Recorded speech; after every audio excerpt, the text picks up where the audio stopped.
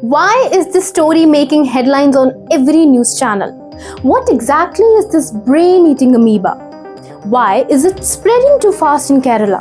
Not even in Kerala, but we have found one case in Delhi where a 17-year-old student from Trivandrum got diagnosed after swimming a pool. Although the pool was shut down. But why is the pool critical here? I'll tell you that. Let's first try to understand what is this disease. What exactly is brain-eating amoeba? Here is everything you need to know about.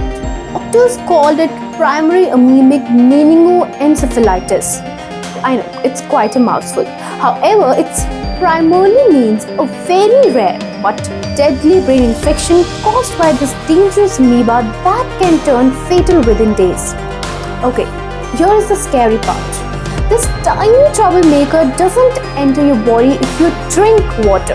No, it sneaks in through your nose. Not your skin or mouth, but remember, nose.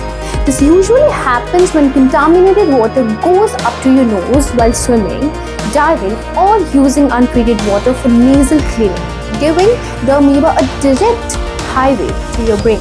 Once inside, it travels through the olfactory nerve and causes a serious infection called PAP. And here is the horrifying part.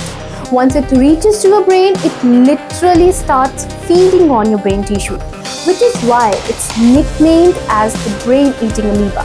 This is exactly why experts warn against swimming in dirty ponds, lakes, or pools, because this microplastic culprit loves warm, stagnant water.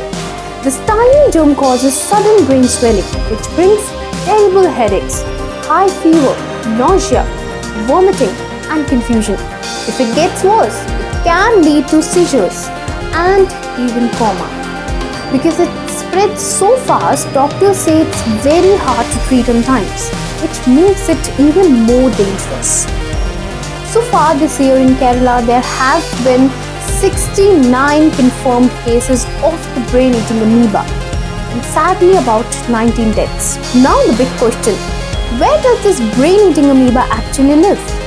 Experts say it's usually found on warm, stagnant fresh water. Think lakes, ponds, untreated swimming pools, even muddy river water. It thrives in temperatures above 25 degrees Celsius, which is why cases rise in the summer and monsoon seasons. It can also be present in untreated tap water used for nasal cleaning or rinsing.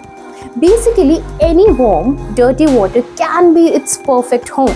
And if it gets the chance to enter through your nose, that's where the real trouble begins. Now that we know where this brain-eating amoeba hides, let's talk about the symptoms you need to watch out for. Sudden, severe headaches, high fever, nausea and vomiting, stiff neck, confusion or trouble on concentrating, seizures, and in severe cases, it can even lead to coma. Scary, right?